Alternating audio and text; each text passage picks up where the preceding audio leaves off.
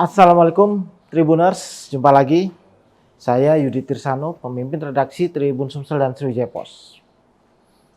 Narkoba adalah ancaman untuk bangsa ini. Hari ini kita sudah kedatangan tamu sangat istimewa, yaitu Brigjen Polisi Hisar Sialagan SIK, Kepala Badan Narkotika Nasional Sumatera Selatan. Betul ya Pak? Betul, Mas Yudi. Gimana kabarnya? Luar biasa, kabar baik selalu, tetapi masalah narkoba, kabar yang memprihatinkan. Memprihatinkan. Yang harus kita segera tindak lanjuti dengan langkah-langkah yang konkret dan kita seriusi. Iya, beberapa waktu terakhir ini beredar berita Pak. Saya rasa dari Pak Hisar juga itu ya, tentang tingginya narkoba ini di Sumatera Selatan. Bisa dijelaskan seperti apa, Pak? Sebenarnya itu data yang sudah lama. Saya melihat setelah saya masuk ke Sumsel, dipercaya oleh pimpinan untuk menjadi kepala Badan Narkotika Nasional Sumatera Selatan. Saya menyadari bahwa penugasan ini penugasan yang cukup menantang karena Sumsel ini dalam survei yang dilakukan oleh BNN tahun 2020, data untuk 5 tahun yang lalu. Cuman survei itu survei data terakhir yang meneropong sampai di tingkat provinsi. Dan pada survei itu menyatakan bahwa Sumsel itu provinsi nomor 2 setelah Sumut. Di Sumatera? Di seluruh Indonesia. Di seluruh Indonesia nih? Provinsi Sumsel urutan nomor 2 untuk prevalensi, artinya jumlah persentase pecandu ada 5% angka, kalau Sumut 6,5%. Artinya 5% prevalensi itu ada dari 1.000 masyarakat Sumatera Selatan, 50 dipastikan sebagai pengguna aktif narkoba. Yang Bapak sebut pecandu itu pengguna aktif ini ya? Pengguna aktif kalau dalam survei itu, kalau kita ditanya pernah pakai narkoba atau tidak, kalau jawabannya pernah, kapan pakai narkoba? Kalau jawabannya 3 bulan yang lalu, itu tidak digolongkan pemakai aktif. Kalau dia jawabannya kapan terakhir pakai narkoba, kalau pakai narkoba 1 bulan yang lalu, itu baru digolongkan pemakai aktif. Jadi yang masuk 1 bulan lalu atau 3 minggu yang lalu, 1 minggu yang lalu, pemakai terakhir, itu kita golongkan sebagai pemakai aktif. Itu metodologi penelitian yang dirancang oleh BRIN, LIPI pada zaman itu, kemudian BPS sebagai pengambilan sampelnya, dan anggaran surveinya itu dari BNN. Jadi otoritas penyelenggaraan penelitian survei itu seperti itu dilakukan. Dan hasilnya, ya harus kita terima, itu angka yang pahit, tapi kalau kita mau bekerja berdasarkan data, ya kita berangkatnya dari data itu. Dan kebetulan data itu adalah data yang terakhir. Meskipun sudah 5 tahun, belum ada lagi survei. Ya. Belum ada lagi survei dari BNN per provinsi. Itu terakhir. Setelah itu hanya rata-rata nasional. 5% dari angka 9. Pada saat tahun 2020, penduduk Sumatera Selatan itu ada di angka 8,7 juta. 8,7 juta. Sekarang 8,9 juta. Kalau dari 8,7 juta, berarti ada sekitar 435.000 pecandu narkoba di Sumatera Selatan. 435.000. Itu angka yang sangat mengkhawatirkan. Ya. Itu Mas Yudi. Ya. Lantas, dari 5% itu Pak, yang kita ketahui umumnya itu anak muda, apa betul seperti itu? Usia yang paling banyak kalau dari survei yang dilakukan BNN masih tetap didominasi oleh angka kelompok umur. Kelompok umur yang tertinggi adalah kelompok umur 25 sampai 45 tahun. Sebagian besar masih didominasi oleh jenis kelamin laki-laki. Kenapa kelompok umur yang paling besar itu 25 sampai 45? Mungkin kelompok umur usia pekerja, karena mereka menghasilkan uang, punya daya beli. Tetapi yang menjadi kekhawatiran kita, Mas Yudi dan para tribuner sekalian,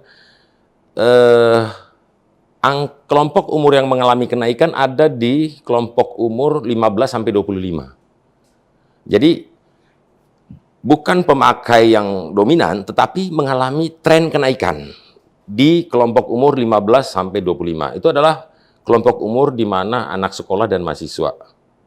Itu yang menjadi kekhawatiran kita, karena itu kita akan lebih memfokuskan kepada pencegahan, ke penguatan anak-anak muda di kelompok umur itu, supaya jangan ada pemakai baru di kelompok umur itu. Ya. Supaya jangan ada Pemakai baru. Sebelum kita membahas soal apa yang dilakukan BNN Sumatera Selatan, Pak, saya ingin agak mundur sedikit. Ya. Bedanya apa BNN dan kepolisian dalam hal pencegahan dan penegakan hukum, pemberantasan peredaran narkoba ini, Pak?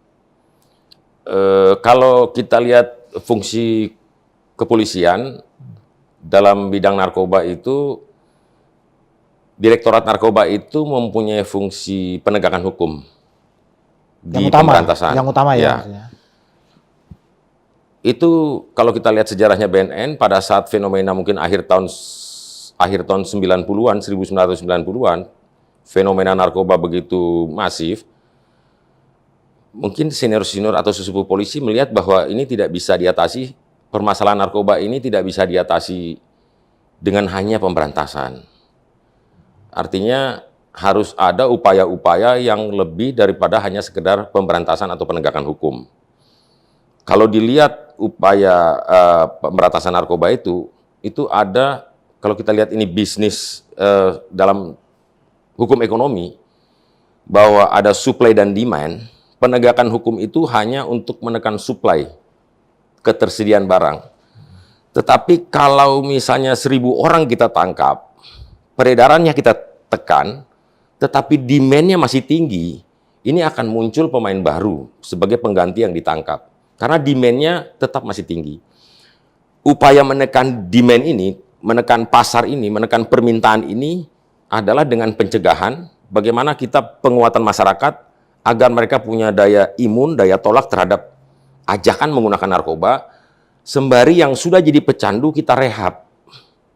Sehingga permintaan pasarnya atau demand-nya turun. Kalau demand-nya turun, barang itu datang tapi tidak laku. Kalau kita bicara prevalensi misalnya di negara tetangga kita, Malaysia, itu prevalensinya 0,8%. Jauh sekali dengan 2 kali lipat dari prevalensi nasional kita, 1,7. Apalagi kita bandingkan dengan Sumsel, 5%. Tetapi kita tidak usah berkecil hati bahwa ada beberapa provinsi di Indonesia sebenarnya bisa lebih rendah daripada Singapura maupun Malaysia. Dia bisa di bawah 0,5%. Artinya narkoba datang ke provinsi itu nggak laku. Nah, kebetulan di Sumatera Utara dan Sumatera Selatan menjadi satu provinsi nomor 1, nomor 2, demand-nya itu tinggi sekali. Itu yang kita lihat bahwa upaya-upaya menekan demand itu dengan pencegahan dan pemberdayaan masyarakat, kemudian rehabilitasi, itu yang tidak ada di Polri. Karena itulah, mungkin Polri bilang kalau ini ditimpakan juga ke Polri, tugas Polri itu sudah overload gitu, udah terlalu banyak. Sehingga mungkin senior-senior Polri dulu merancang harus ada badan sendiri yang memang fokus mengurusi narkoba di samping pemberantasan. Karena itulah dibentuk BNN. Itu yang dan dilihat juga benchmarking di negara lain, ternyata di negara lain, Malaysia juga ada Badan Narkotika Nasionalnya Malaysia. Di Thailand juga ada. Ya. Jadi rupanya di negara-negara lain juga ada seperti itu. Jadi mungkin itu perbedaan. Kalau di polisi, pemberantasan, penegakan hukumnya. Jadi meskipun di BNN itu ada penegakan hukum, pemberantasan, tetapi utamanya tetap ada di Polri. Kita melengkapi penegakan hukum, mendukung yang sudah ada. Demikian, Mas. Jadi dari proses penegakan hukum, misalnya penangkapan sampai bawa ke penuntutan pengadilan, itu di BNN juga dilakukan atau hanya dilempar? Sama, dilakukan. Ya? Penegakan hukumnya sama. Dan kita selalu berkoordinasi, bertukar menukar informasi dengan Polda, kemudian semua dengan stakeholder yang ada, Bea Cukai, bersama-sama Kita juga koordinasi dengan CJS di penuntutan, kemudian sampai ke Dirjen Pemasyarakatan di Rutan Lapas, dengan Afsek, kemudian Angkasa Pura, jalan-jalan peredaran yang kita bisa, kemungkinan akan ada peredaran gelap atau distribusi narkotika, kita selalu kerjasama. Bedanya apa Pak? Jadi pemberantasan di Polri dan di BNN ini, apakah volumenya, apakah para tersangkanya? Karena memang anggaran kita itu sangat terbatas, saya tidak mengeluh kalau itu sedikit ya, terbatas, karena yang utama kan Polri. Sehingga kalau BNN itu berusaha kalau mengungkap perkara narkotika, memang kita targetnya jaringan. Oh. Jadi kadang-kadang kita dapat informasi, bandar-bandar kecil, mungkin mohon maaf juga kepada masyarakat, bukan kita nggak mau nangkap, cuman kita cari yang lebih besar yang di atasnya. Kita akan melakukan penyelidikan, sampai ketemu yang besarnya, baru kita tangkap yang besarnya. Sehingga mungkin dari besarnya sampai ke bawahnya rontok gitu. Kalau kita nangkap yang kecil-kecil, sepertinya anggaran yang kita terbatas ini kurang efisien penggunaannya. Ya. Mungkin itu gitu, Mas. Lebih tepat Ya. guna ya Pak Ya. ya, lebih efektif. Karena memang anggarannya terbatas. Jadi saya bersama teman-teman di Berantas memang betul-betul memastikan anggaran yang terbatas ini seefektif mungkin digunakan untuk pemberantasan. Itulah yang jadi terlihat bedanya. Oh, kalau di kepolisian begini, di BNN seperti itu tadi ya. Kira-kira begitu.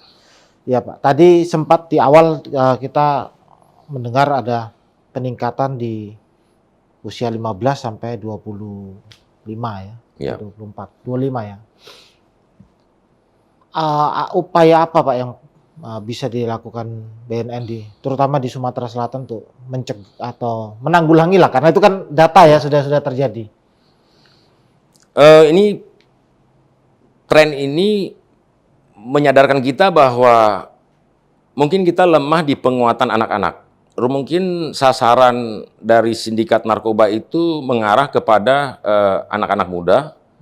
Dia melihat bahwa anak-anak muda ini di masa-masa 15 sampai 24 ini adalah seorang manusia ini tumbuh menjadi pribadi yang lebih mandiri. Pada saat usia itu dia mencoba melepaskan diri dari bayang-bayang keluarga, dia ingin mencari jati diri, dia mulai membuka pergaulan lebih luas, dia mulai mencari pergaulan-pergaulan, teman baru, memperluas wawasannya. Disitulah kadang-kadang digunakan sindikat narkoba untuk sampai kepada pemuda kita itu, anak-anak kita itu salah jalan. Dan pada saat dia berusaha mencari pergaulan, karena angka survei itu menunjukkan dari kenapa orang pakai narkoba pertama kali, 84% di daerah pedesaan, kemudian 86% di daerah perkotaan, itu menunjukkan angka orang pakai narkoba karena ajakan teman. Jadi sisanya karena dia mencari sendiri. Karena memang muncul dari keinginannya ingin coba narkoba. Tetapi 84 di pedesaan, di perkotaan 86%, orang pakai narkoba pertama kali karena ajakan teman atau pacar. Artinya kalau kita tidak menguatkan anak-anak dengan penyebaran 5% prevalensi, bisa dipastikan anak-anak kita yang ada di Sumsel ini punya risiko terpapar narkoba lebih besar daripada provinsi lain. Kita harus membentengi mereka dengan penguatan literasi, pengetahuan kognitif untuk memastikan dia kalau ditawar pasti dia nolak dan dia tidak akan tergoda. Itu yang kita upayakan. Kita lakukan penyuluhan-penyuluhan di sekolah-sekolah, di universitas, kita lakukan kerjasama dengan setiap perguruan tinggi, dengan sekolah-sekolah. Kita ada juga program cooling, konseling keliling dengan mobile, kemudian kita juga ada mobil rehabilitasi keliling, jemput bola ke sekolah-sekolah. Intinya penguatan-penguatan anak-anak, kita bentuk juga kelompok anak-anak dengan peer group untuk penguatan teman sebaya, sehingga mereka bisa jadi embrio penggiat anti narkoba yang menularkan penguatan kepada masyarakat. Kadang-kadang kalau kita ngomong ke anak-anak kita, lebih lebih kena daripada temannya yang ngomong. Nah, teman-teman kelompok kecil ini yang kita kuatkan, mereka nanti akan melakukan virus-virus penguatan anti narkoba. Begitu. Di antara kegiatan tadi belum disebut juga ada secara berkala atau keliling juga ada tes urin. Itu bagaimana prosesnya? Orang yang lembaga yang meminta atau BNN yang berkeliling itu, Pak? Iya, terima kasih Mas Yudi. Memang dulu beberapa tahun yang lalu, ini kan semuanya tergantung penganggaran yang didapat oleh BNN dari negara. Dulu sempat kita di BNN, mungkin 10 tahun yang lalu, kita memang diberikan alat tes urin yang sangat melimpah. Jadi kita bisa aktif. Kalau misalnya ada sekolah, Pak tolong tes urin berapa? 50 orang yang dicurigai, 20 orang. Oke, kita datang, kita tes urin. Nah, sekarang makin dikurangi sehingga yang diharapkan masing-masing stakeholder, misalnya sekolah, universitas, kemudian instansi pemerintah ataupun swasta, memang aktif, diharapkan aktif, karena mungkin anggaran negara sudah makin berat atau mungkin ada prioritas lain, diharapkan dari pihak masing-masing stakeholder yang aktif untuk membersihkan lingkungannya. Nanti minta bantuan kita, misalnya pengadaan alat urin dari mereka, nanti kita bantu dalam pelaksanaannya sebagai autentifikasi dan tenaga pelaksana tes urin itu. Oh, jadi bisa kayak ini Pak, donor darah itu Pak, Ya, palang merah itu. seperti Itu ya. Kita kerjasama dengan Dan PMI. itu sudah berjalan sering, banyak jalan sering. Dan saya juga menyampaikan tidak harus misalnya satu sekolah, misalnya sekolahnya ada 500 orang, tidak perlu 500 dites. Guru-guru BK, kepala sekolah kita kasih bekal juga. Kalau 500 kan mungkin biayanya besar. Jadi wali sekolah dengan wali kelas dengan guru BK kan bisa melihat mengenali setiap perilaku anak muridnya. Apabila ada anak muridnya yang perilakunya tiba-tiba berubah, ada indikator-indikator di mana anak bisa kita indikasikan kena narkoba. Tadinya dia penampilannya rapi, sekarang dia kumal, dulu rajin, tiba-tiba sekarang jarang masuk. Nah, indikasi-indikasi itu, saya curiga ini kalau anak ini, ajak aja. Misalnya kita ada suspek, misalnya 5 orang. Nah, kita coba aja tes 5 orang sama pendamping 5 orang. Jadi kita cuma mengeluarkan 10 tes urin aja, jadi nggak berat gitu. Yang penting tes urin itu jangan dilihat sebagai momok menakutkan. Tes urin itu mekanisme yang paling efektif untuk menyelamatkan sedini mungkin. Jadi tes urin itu kita kalau di BNN namanya deteksi dini. Semakin cepat kita mendeteksi seorang menjadi pecandu narkoba, itu semakin mudah untuk direhabilitasi. Tidak butuh effort yang besar. Jadi kalau dia baru 1 bulan, 2 bulan coba-coba pakai, baru hanya weekend, baru 3 kali, 4 kali coba pakai, lalu kita sudah deteksi, dan kita segera jaring, kita selamatkan, itu cuma rawat jalan pertemuan 6 kali, 8 kali, sudah clear, sudah kuat. Tidak ada proses pidana? Oh, udah pasti tidak. Seorang pecandu dalam Undang-Undang 35 tahun 2009 Sebagai korban ya? tidak diproses hukum dan dinyatakan sebagai korban narkotika. Berbeda dengan rezim undang-undang yang lalu. Undang-undang sebelum Undang-Undang 35 tahun 2009 itu seluruh yang terlibat narkoba semuanya pelaku kriminal. Tetapi Undang-Undang 35 yang mengevaluasi dari pelaksanaan undang-undang sebelumnya yang memasukkan pecandu sebagai kriminal, ternyata yang tadinya pecandu masuk penjara, keluar penjara malah naik jadi pengedar. Karena itulah di Undang-Undang 35 dipisah, dibuat garis yang tegas, siapa yang menjadi pecandu, yang korban narkoba, siapa yang pelaku kriminal. Tetapi Mas Yudi dan para tribuners bahwa karena itulah deteksi dini ini melalui tes urin ini menjadi sangat krusial, penting, dan tidak perlu ditakutkan. Karena seorang pecandu, kalau terlambat kita selamatkan, dia akan masuk menjadi pengedar. Kenapa saya bilang begitu? Pada saat seorang pecandu, dia karena narkoba ini kebutuhannya makin nambah. Kalau hari ini cukup 1, besok nggak cukup 1.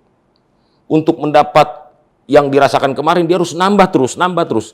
Kalau dulu seminggu sekali, nanti akan 2 bulan depan dia akan seminggu 2 kali.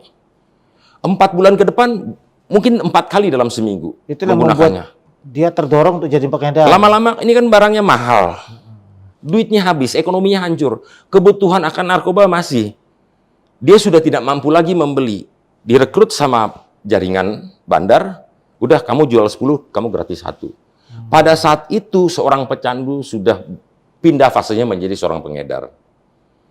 Karena itulah tes urin sebagai deteksi dini, sebelum dia masuk menjadi pengedar, kalau di Undang-Undang 35, kalau dia sudah masuk fase ini, sudah tidak bisa langsung rehab. Dia harus mempertanggungjawabkan dulu perbuatan pelaku kriminalnya sebagai pengedar, baru nanti direhab. Karena itulah tes urin ini, itu adalah cara negara menyelamatkan warga negaranya untuk terdeteksi sedini mungkin supaya kita bisa rehab. Saya kalau dalam beberapa kali penyuluhan, jangan jadi momok. Kalau seorang dites narkoba, kan tidak diproses hukum juga. Dan kalau misalnya kita tahu kalau dia misalnya pecandu, kan rehabnya gratis. Kemudian kalau kita tahu kalau dia positif, itu rahasia, Pak. Saya kemarin di salah satu instansi pemerintah, Pak, setelah saya melakukan penyuluhan, kita tes urin, Pak. Ada 2 yang kena, Pak. Satu wanita, satu laki. Itu cuma saya dan ya mungkin pegawai BNN dengan kepalanya, Pak. Tidak diumumkan, Pak. Tidak diumumkan ya? Tidak diumumkan, Pak. Langsung kita panggil, kita rehab. Ya jangan-jangan itu faktor itu, Pak. Wah, kalau saya mau berobat tapi sebelum berobat udah kena sanksi sosial dulu. Sebelum Iya. jangankan sanksi Jadi itu ya. siapapun punya potensi untuk jadi pecandu, Pak. Ya. Pertama kalau kita lihat pecandu, Pak, kita kalau dalam dunia rehabilitasi, Pak, kalau kita ketemu teman kita, saudara kita, misalnya pecandu, sikap pertama kita itu jangan menghakimi, Pak. Kita harus punya empati bahwa dia tuh sebenarnya orang yang harus kita kuatkan. Karena seorang pecandu itu adalah orang yang kalah, Pak. Jangan lagi dia dimarahin, Pak. Dia dibesarkan, kita tarik, Pak, pelan-pelan. Bukan kita malah nyalain, malah dia lari, Pak. Gitu. Jadi, tenangkan, kemudian jangan menghakimi, karena kita nggak tahu dia permasalahan apa yang sampai dia bisa jatuh, Pak. Seberat apa masalah dia. Kemudian sebesar apa godaan dia. Kita bersyukur kita tidak terima beban yang begitu berat sampai kita jatuh. Karena itulah kita bantu dia. Besarkan dia. Jadi rahasia termasuk atasannya. Kalau karena ini atasannya yang melaksanakan tes urin, kita tidak mencampuri urusan sanksi kepegawaian ya. Ya, tapi itu kewenangan dari instansi tersebut. Ya, karena yang menyelenggarakan tes urin kan dari instansi tersebut ya. Kadang baik ada, swasta maupun pemerintah, itu urusan kadang mereka. ada instansi yang memang dia mendeklar nggak boleh kan? Oh iya, Ini ada. Ya, Ada juga saya berusaha menolong jangan diputus hubungan kerja atau jangan dipecat dulu, Pak. Oh enggak, Pak, kita sudah dari awal kita sudah gini. Ya saya nggak bisa. Ya. Tetapi saya berusaha tarik lagi, ya ini sudah terjadi. Kamu tidak bisa saya selamatkan, tetapi kalau kamu tidak mau rehabilitasi dan kamu mengulangi, kamu tidak bisa lagi cari kerja tempat lain. Ya. Tidak bisa diselamatkan dari tempat kerja yang sekarang. Kalau sekarang dia sudah tidak diselamatkan, tapi kalau kamu tidak mau rehab dan tidak mau berhenti, kamu tidak punya kesempatan lagi untuk tempat lain. Kamu akan jatuh lagi seperti sekarang. Ini termasuk untuk sekolah juga. Artinya pihak sekolah bisa mendapat informasinya. Oh, kalau sekolah saya punya pengalaman bukan di Sumatera Selatan. Saya punya pengalaman sebelumnya di Kalimantan Utara. Seorang guru melihat perilaku yang seperti saya ceritakan tadi, Mas Yudi. Dia melapor ke BNN. Ini kepala sekolahnya luar biasa. Seorang kepala sekolah wanita, ibu kepala sekolah. Dia datang ke BNN, dia konsultasi, Pak, kayaknya ada beberapa anak saya kok mencurigakan. Oke. Lalu kita rancang semua pertemuan penyuluhan narkoba. Setelah penyuluhan narkoba, dari 20 yang suspek yang dicurigai sama kepala sekolah, didampingi sama pengurus OSIS. Jadi manggilnya pun acak. Jadi seakan-akan kita coba aja lah pilih random. Jadi semua tersamar. Dari 40 yang tes urin, 19 positif. Wow. 19 positif. Hampir separuh. Karena memang suspeknya 20. Oh.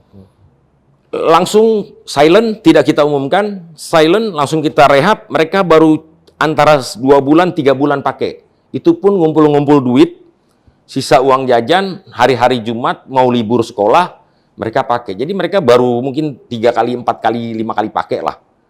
Langsung deteksi, itu 8 kali pertemuan rawat jalan, itu udah kuat. Waktu itu mereka kelas 2. Dan sudah selesai, mereka bisa menyelesaikan sekolahnya. Dan saat itu kepala sekolahnya tidak begitu peduli dengan nama baik sekolah. Saya mau sekolah saya, mau dibilang jelek kayak, yang saya pedulikan adalah keselamatan anak-anak saya. Dan memang kita tidak umumkan, Pak. Buat apa sih kita umumkan bahwa SMA ini ada anak-anak, nggak ada gunanya itu, Pak. Itu lebih menghancurkan semuanya, Pak. Itu destruktif semua. Nama sekolah hancur. Kita tidak umumkan dan tidak ada yang tahu. Dan tetapi kan di antara guru-guru kan ada jadi gosip-gosip. Tapi di media tidak tahu. Wah, kepala sekolah ini dibilang bodoh lah, konyol lah, mempertaruhkan nama baik. Tapi kepala sekolahnya tidak peduli. Dan sekarang anak-anak itu sudah lulus dan ada juga yang jadi sudah bekerja. Dan sampai sekarang mereka telepon guru BK-nya, telepon konselornya, terima kasih Pak ya. Kalau kemarin saya nggak diselamatkan, saya nggak mungkin bisa seperti sekarang. Ada yang sudah jadi polisi, ada yang sudah jadi tentara, Pak. Dan saya sudah temuin itu anak-anak itu. Kapan kamu siap? Kamu jadi pasukan penyuluh saya. Tapi kamu harus siap dulu. Belum siap? Oke, saya tunggu siapnya. Kan harus izin dia juga, dia sudah kuat apa belum. Ada juga dia kan orang yang tidak mau masa lalunya diketahui. Ya, mungkin itu Mas Yudi. Jadi pengalaman itu juga bisa berlaku. Jadi untuk kepala sekolah, kita juga kasih penguatan ke guru-guru BK di sekolah. Memang belum semua tercover, tapi kita berusaha supaya kalau misalnya ada anak yang memang dicurigai indikasi, jangan ragu-ragu. Kita rahasiakan, nama sekolahnya kita rahasiakan, nama anak muridnya kita rahasiakan, kemudian pasti tidak diproses hukum, kemudian tidak dipungut biaya. Tidak dipungut biaya, gratis kalau di BNN. Kalau di BNN gratis ya. Mungkin itu. Iya. Dan di Palembang atau di Sumatera Selatan itu setahun berapa kali itu jalan tes urin itu? Saya kalau sekolah kayaknya belum saya melihat. Dalam 2 bulan ini saya belum ada. Mudah-mudahan ada. Ya, mudah-mudahan ada kesadaran itu. Karena kesadaran itu ya Pak ya. Nah, kalau kemarin kan ada beberapa, kemarin ada dari salah satu SMK ya, yang katanya orang tuanya ngamuk-ngamuk, katanya, nah itu saya menyesal, saya langsung intervensi Pak. Waktu itu terus terang aja saya intervensi.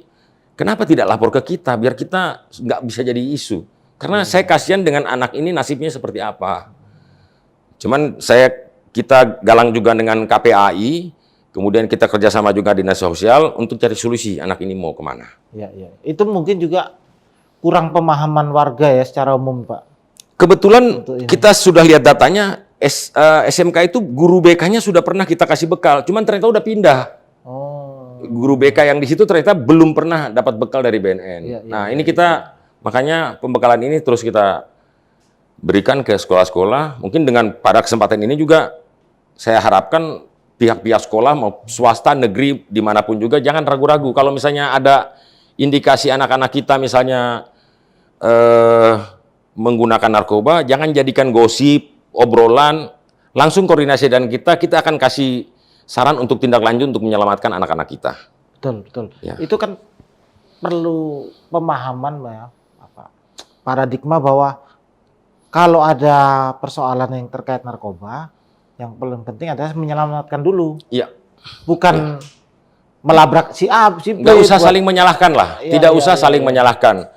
Kayak kita duduk bersama, mari kita evaluasi sama-sama, tidak usah saling menyelamatkan. Pokoknya fenomenanya sudah ada apa? Fakta sudah begini, ayo ke depannya gimana? Itu lebih penting daripada kamu kadang yang diributkan ekses dari misalnya tuduhan narkobanya atau ekses dari narkobanya, bukan ke anaknya ini Pak. Yang diributkan orang begitu. Itulah kan udah saya tadi, siapapun, profesi apapun itu bisa jadi pecandu, apalagi dengan daerah kita yang punya prevalensi 5%. Paparan terhadap narkoba itu sangat tinggi. Jadi nggak usah kalau misalnya ada anak atau siapa kena narkoba, nggak usah kita saling menyalahkan ini salah siapa, ini tanggung jawab siapa. Ayo kita rembuk sama-sama, kita lihat gimana yang utama adalah keselamatan anak itu. Ke depan anak ini mau kenapa, bagaimana? Itu dulu yang kita concernnya di situ dulu. Oke. Tadi poinnya adalah ya kalau ada lembaga instansi terutama lembaga pendidikan ya kalau ada kecurigaan atau indikasi langsung ke BNN aja. Iya, abaikanlah nama baik sekolah lah apa, nggak usah dipikirin lah. Kita nggak akan pernah kita juga umumkan sekolahnya mana. Kita nggak ada gunanya Pak BNN untuk mengumumkan nama Sebatas sekolah. konsultasi dulu boleh ya Pak? Terbuka lebar. Kadang kan baik mereka, di BNN maupun di BNNK. Kadang kan juga belum siap Pak, misalnya untuk mau bikin penyuluhan tes urin, atau apalagi tes urin ya biayanya belum ini, mungkin perlu tahu dulu kan, harus datang ke BNN kan untuk cari informasi itu kan. Betul Pak. Oke. Saya ingin masuk juga soal penyuluhan karena ini terkait dengan bagaimana mencegah pengguna baru lah terutama. Ya. Sebenarnya dalam penyuluhan itu apa Pak yang disampaikan atau apa yang membuat anak muda menolak itu narkoba? Jadi apa yang disampaikan? Apakah memberikan contoh? Ini loh nasib masa depan pengguna narkoba. Apakah menakut-nakuti sanksi pidana atau apa?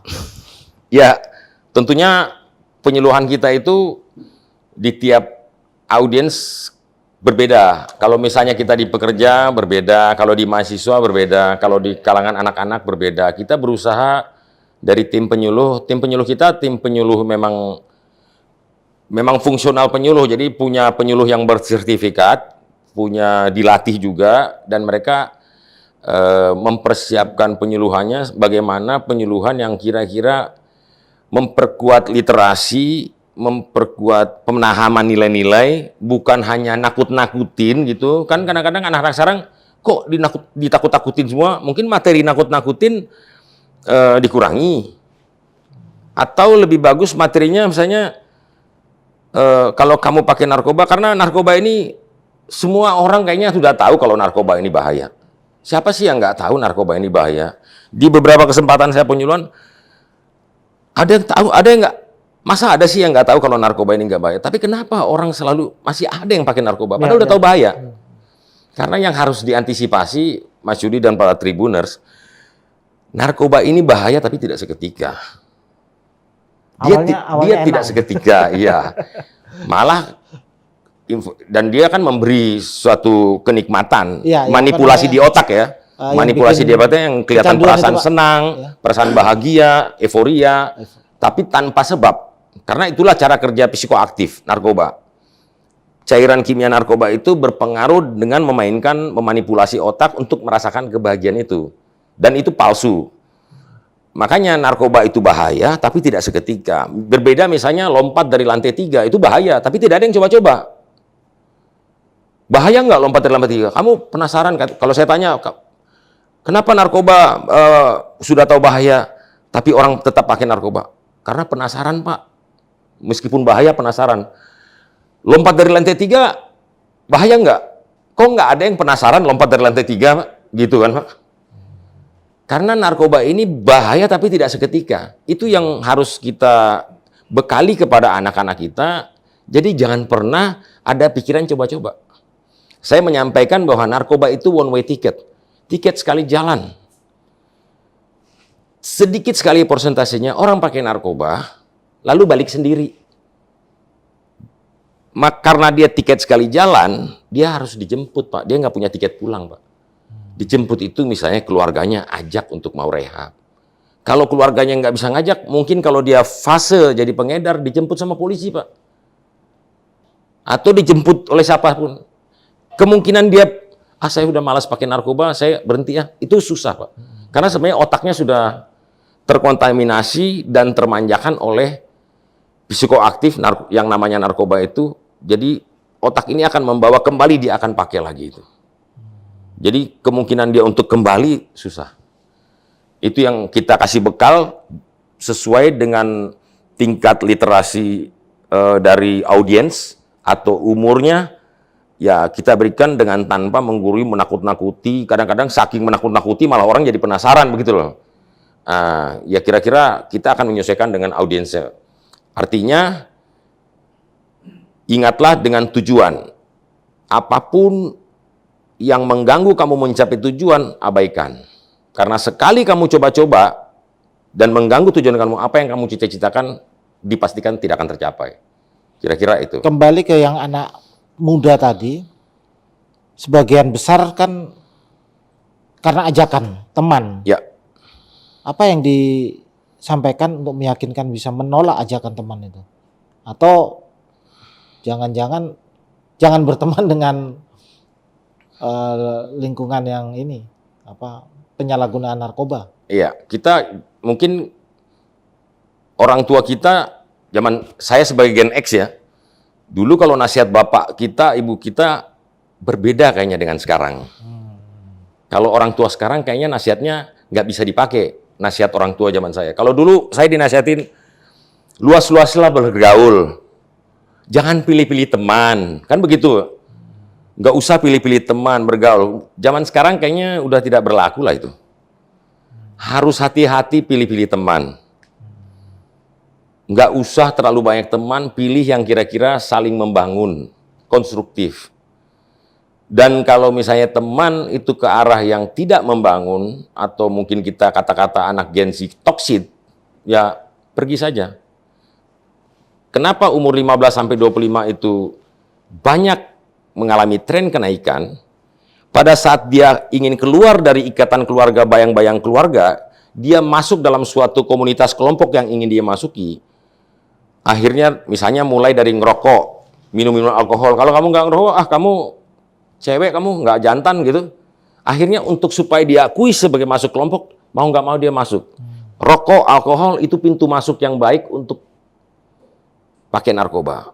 Sampai nanti pakai narkoba, kamu mungkin dibilang, mohon maaf ya, kalau ditit atau banci atau gimana lah gitu kan, nggak jantan lah. Akhirnya dia pakai. Itu yang tadi ajakan teman tadi. Untuk hanya supaya dia diakui.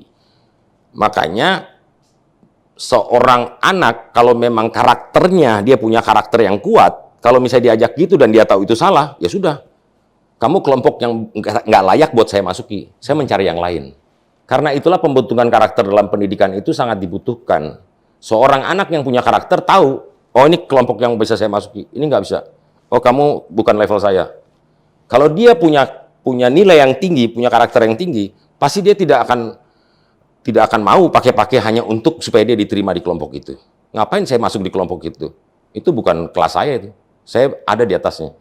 Kira-kira seperti itulah. Anak-anak kita kasih bekal, literasi yang cukup, pemahaman nilai-nilai, jalilah dirimu yang lebih baik. Fokus dengan tujuan kamu. Mungkin gitu, Mas. Jadi dalam penyuluhan ya lebih ke kayak sikap-sikap mental seperti yang disampaikan. Karena itu kadang-kadang kita, salah satu anak muda itu kita dorong, tidak semua, kadang-kadang anak-anak ini kadang-kadang menjadi nakal itu macam-macam, sampai kepada narkoba, geng motor, atau kejahatan, bullying, dan sebagainya. Itu hanya upaya untuk mendapatkan perhatian. Tidak semua kita tahu bahwa anak-anak sekolah itu unggul di bidang akademis. Makanya dalam penyuluhan kita dorong, coba carilah keunggulan kamu, potensi diri kamu, gali itu, kembangkan itu. Pada saat seorang anak punya keunggulan potensi diri dan dia berhasil menemukan dan dia unggul di atas itu, dia punya keunggulan di satu bidang, dia akan dapat perhatian dari teman-temannya, dari gurunya. Pada saat dia dapat perhatian itu menjadi kebanggaan dari dirinya dan dia akan menjaga itu.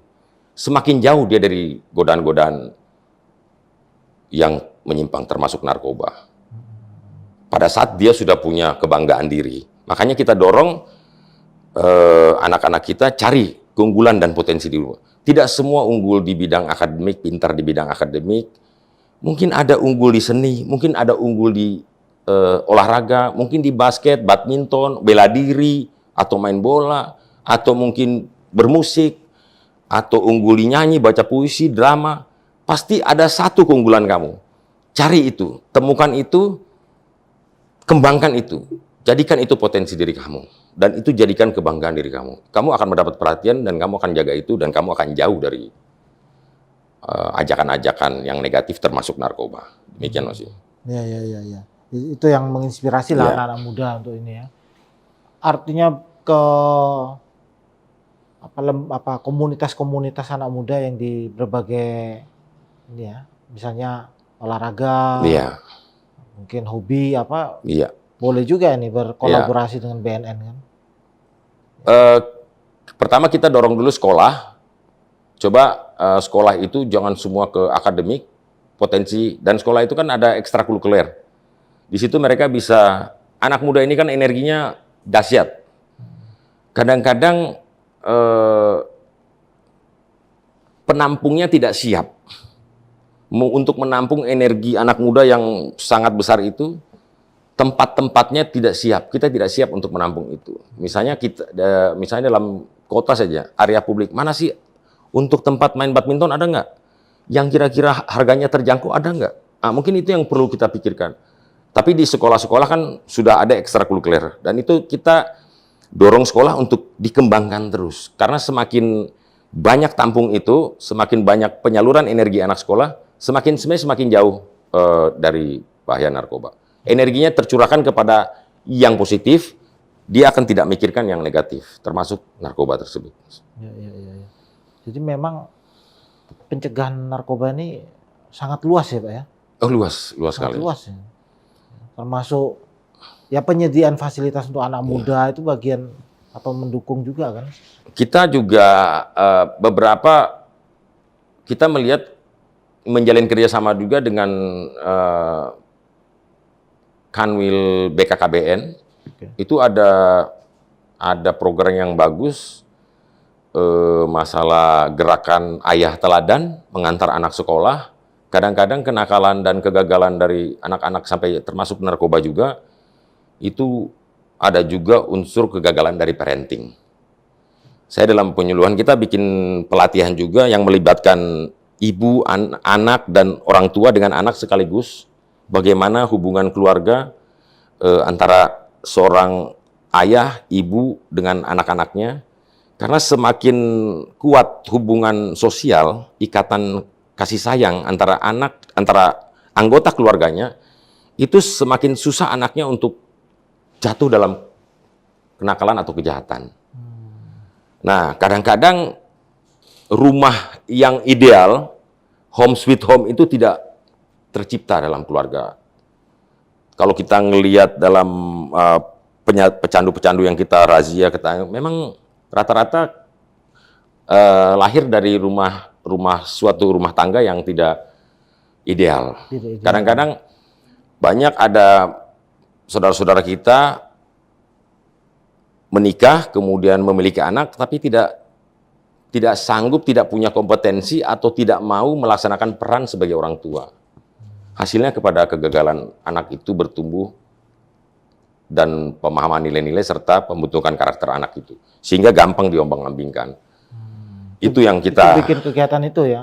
Kita kerjasama dengan BKKBN karena ada gerakan ayah teladan, kita penguatan dengan mungkin ada efisiensi anggaran, tidak efisiensi anggaran itu jangan jadi hambatan kita untuk terus berbuat. Dengan efisiensi itu kita putar otak bagaimana tetap ini jalan ya dengan kolaborasi. Kolaborasi dengan kementerian lain, mana yang kira-kira punya irisan yang sama, mana kira-kira dengan kegiatan LSM, organisasi, ayo kita dempet, kita sama-sama. Jangan efisiensi lalu kita lemas. Kegiatan ini tetap harus jalan, kira-kira begitu. Semua kerjasama dengan kementerian dan badan yang ada pemerintah maupun swasta kita jalin untuk tetap menyelamatkan. Dan pencegahan itu kita bukan bicara 5 atau 6 tahun ke depan. Investasi di bidang pencegahan itu kita nanti lihat seperti kita nanam pohon. 10-20 tahun lagi jadi apa? Kita gagal di hari ini, akibatnya nanti di 10-20 tahun ke depan. Gini itu. Termasuk survei tadi itu Pak. Survei 5 tahun lalu, masih ada potensinya yang akan berdampak mungkin 5 atau 10 tahun ke depan dari hasil survei 5 tahun lalu. Iya, dan kemarin ada juga tanya, itu kan data lama. Ya sebenarnya bukan data lama, tapi data terakhir. Karena setelah survei itu belum ada lagi survei yang meneropong per provinsi. Cuman saya merasa beruntung belum ada survei. Saya takut jadi nomor 1 kalau sekarang disurvei. Karena kita belum berbuat maksimal. Emangnya prevalensi bisa turun kalau kita tidak berbuat? Karena kalau narkoba kita tidak berbuat, ini soal ketahanan kita, kuat-kuatan kita. Kuatan kita apa mereka? Sindikat narkoba. Kan ada juga nanya, Pak, ini kapan selesainya? Enggak selesai. Kapan keburukan dengan kejahatan dengan kebaikan selesai bertarung? Tidak akan selesai. Pada saat kita menyerah, mereka akan senang. Kejahatan itu akan senang. Mau bertarung dengan saya? Ayo sama-sama dengan saya. Karena ini pertarungan panjang dan tidak ada habisnya. Mana yang lebih efektif ya? Antara misalnya terakhir ada penangkapan besar ya, BNN itu, dengan upaya-upaya yang penanggulangan atau bukan pencegahan Ya. yang sepertinya panjang melelahkan juga. Kita tidak bisa bilang mana yang harus didulukan, itu harus kita lakukan secara serampangan, harus bersama-sama. Kalau kita lihat tadi yang saya gambarkan sebagai supply and demand, ilmu ekonomi, ya bagaimana upaya menekan demand, menekan permintaan, menekan pasar, pencegahan dan efek jerah juga harus kita lakukan supaya orang-orang jangan coba-coba. Hukumannya juga diperberat. Mas Yudi dan para tribuners, sekarang kalau sudah di atas 5 kilo itu, hukumannya itu, coba lihat saja, hukumannya itu sudah bukan angka lagi. Huruf. Karena hukuman penjara di Indonesia ini kan maksimal 20 tahun. Di atas 20 tahun seumur hidup atau hukuman mati. Jadi kalau udah beratnya sudah kilo-kilo, itu rata-rata seumur hidup atau hukuman mati. Dan tidak peduli siapapun tersangkanya. Mungkin data yang siapapun polisi, kita lihat di Batam, hukuman mati, perwira polisi, kasat narkoba.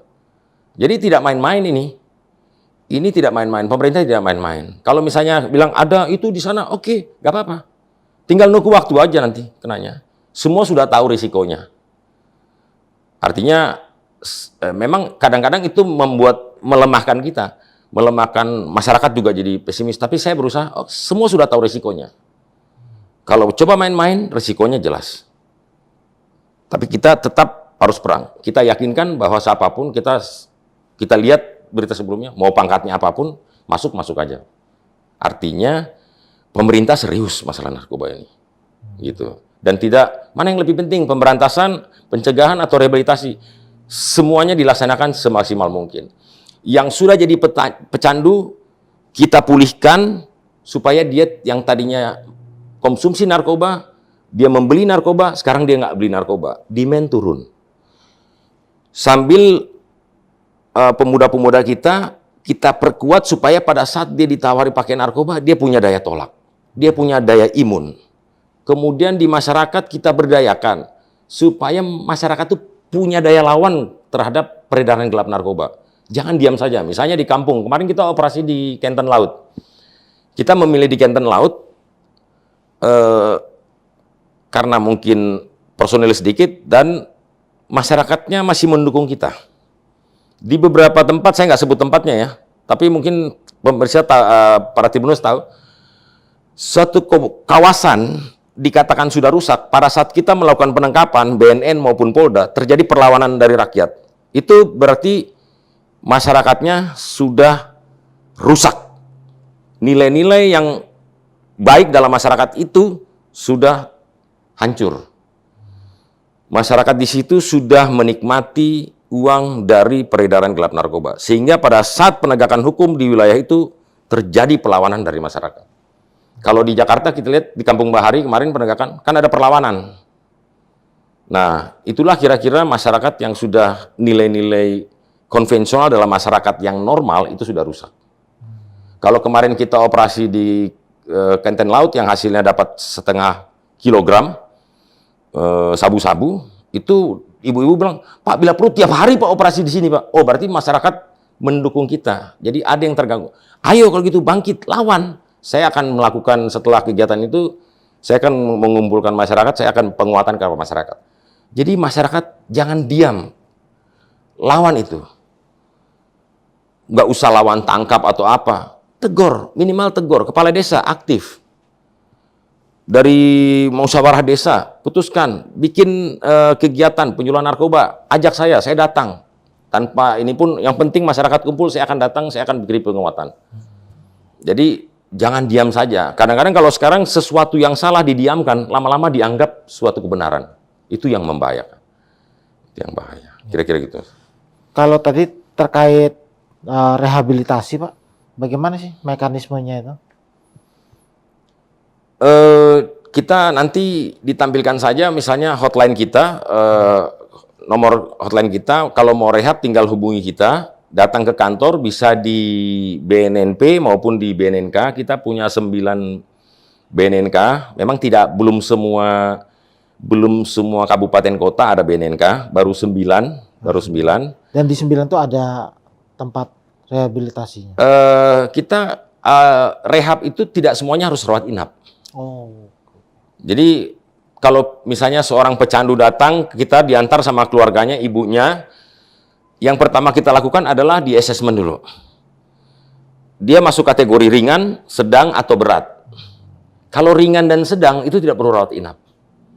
Ringan dan sedang itu kalau dia baru coba-coba pakai, baru sebulan, baru 3 bulan, frekuensinya juga masih jarang, jumlah yang dikonsumsi juga sedikit-sedikit. Itu kita kategorikan ringan dan sedang. Treatmentnya apa itu, Pak? Ya, Treatment cuman rawat jalan aja. Mungkin seminggu 2 kali, seminggu sekali, datang 8 kali pertemuan, sudah. Lalu kita siapkan lingkungannya, pasca rehab kita lanjutkan, keluarganya kita kondusif supaya dia jangan jatuh lagi, kita kuatkan juga keluarganya, nanti ada sesi bersama keluarganya.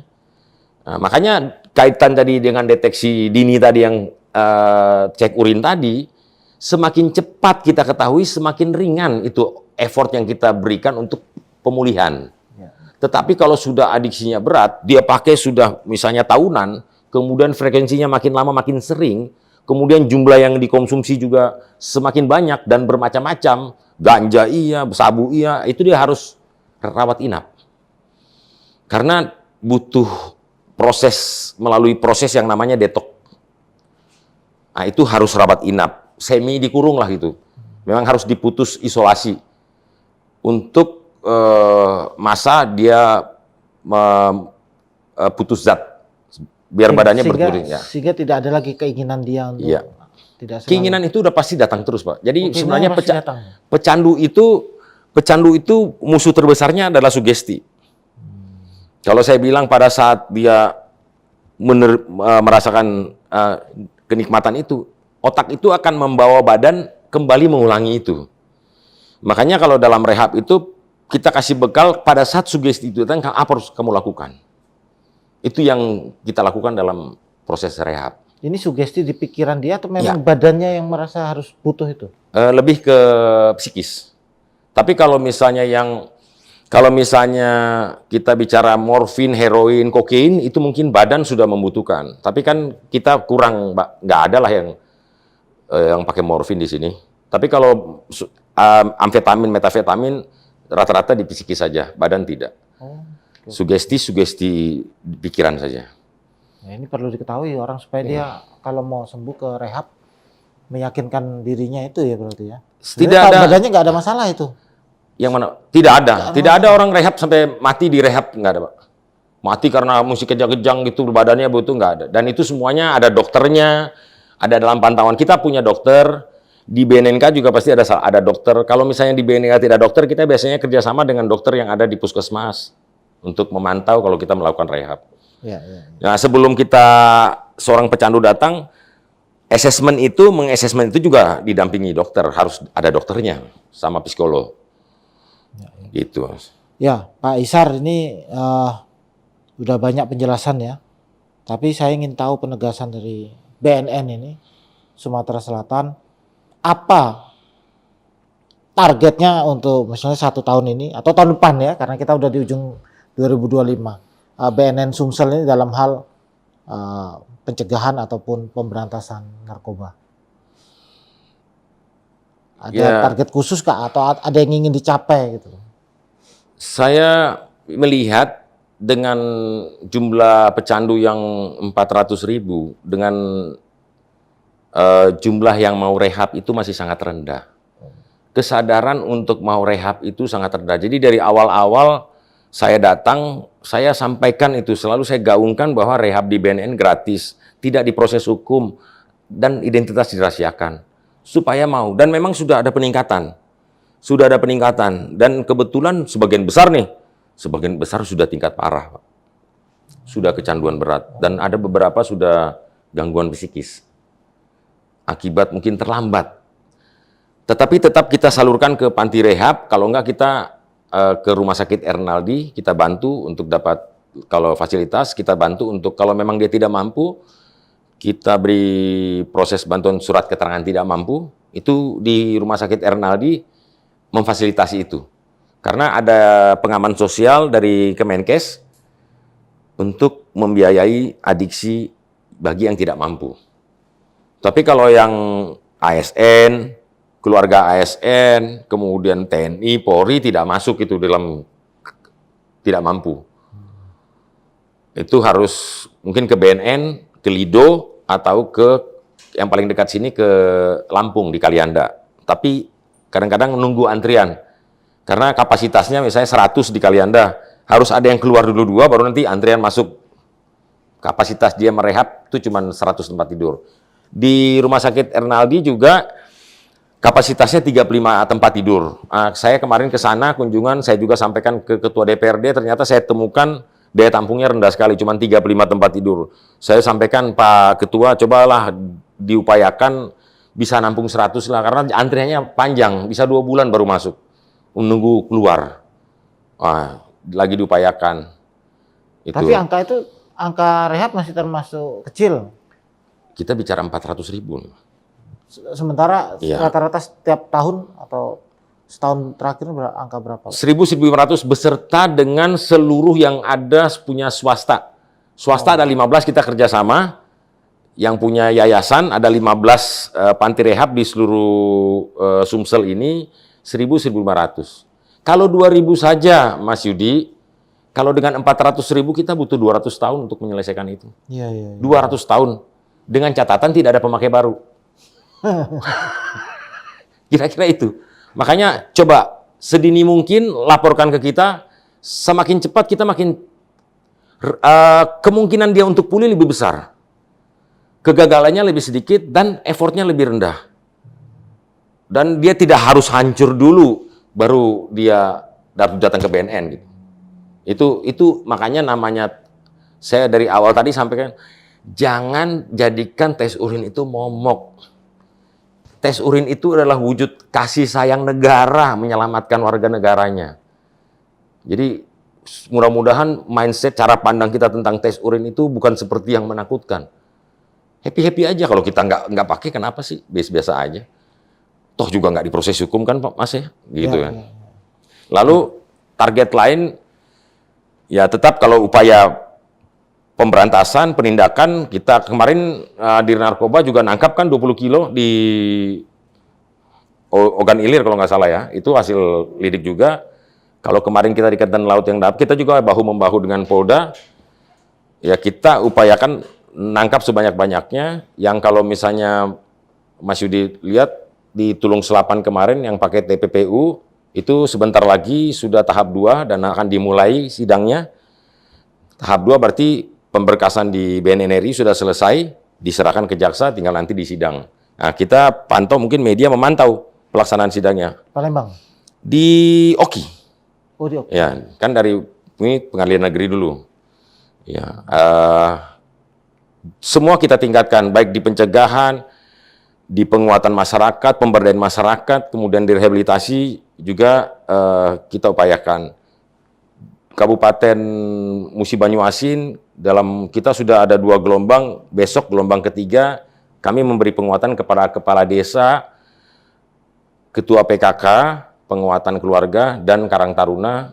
Ini gelombang ketiga besok kita laksanakan, selesai. Jadi kita kuatkan perangkat desanya, kita juga mendorong Pak Bupati yang hebat, seperti Pak Bupati Lahat, melakukan tes urin kepada kepala desa, banyak yang terjerat, banyak yang diskors, itu saya apresiasi. Artinya, semua bisa berperan, semua bisa berkontribusi dalam perang melawan narkoba ini. Baik di bidang pencegahan, baik di rehabilitasi, maupun di penindakan. Kita harapkan masyarakat ini tidak takut untuk lapor, berani untuk menolak, dan berani untuk rehab. Kira-kira itu Mas Yudi. Ya, sebagai penutup Pak, secara khusus apa yang bisa Bapak sampaikan ya sebagai closing statement juga terkait pencegahan narkoba ini pada anak-anak muda, Oke. baik kepada para pemudanya, orang tua atau lingkungannya, apa yang bisa Bapak tegaskan di situ? Buat anak muda, saya cuma sampaikan fokuslah dengan tujuan kamu, fokuslah pada cita-cita kamu. Apapun yang mengganggu cita-cita kamu, jangan kamu ambil. Keputusan kamu hari ini menentukan kamu menjadi apa masa depan kamu. Stay fokus, stay healthy, say no to drugs. Jangan menyesal kemudian. Saya bisa di sini karena keputusan saya masa lalu. Saya salah mengambil keputusan, saya bukan ada di sini. Begitu juga mungkin Mas Yudi, siapapun yang mungkin tokoh-tokoh, itu dia bisa di situ karena keputusan dia pada saat muda apa. Anak-anak muda, kamu putuskan yang terbaik buat kamu, fokus dengan tujuan kamu, fokus dengan cita-cita kamu, tepis kalau ada yang mengganggu tujuan kamu, jauhkan. Kemudian tetap jaga kesehatan, semakin sehat kita semakin jauh dari narkoba. Gali potensi, kembangkan potensi kamu, jadilah diri kamu yang terbaik, versi kamu. Mungkin itu. Yes, mantap. Ya, Tribuners, terima kasih ya Pak Ishar sudah obrolan kita hari ini. Banyak yang kita bisa petik hikmahnya. Ya. Mudah-mudahan ini juga bukan terakhir kali kita berkolaborasi untuk mencegah juga ya. Terima kasih juga sudah mengundang kami. Senang sekali bisa berbagi informasi sama para Tribuners dan Mas Yudi. Siap, terima kasih Pak. Ya Tribuners, demikian obrolan kita dengan Bapak Brigjen Polisi Hisar Sialagan SIK, Kepala Badan Narkotika Nasional Sumatera Selatan. Untuk anak muda, fokus pada tujuan, jangan salah ambil keputusan. Jauhi narkoba. Salam Tribun.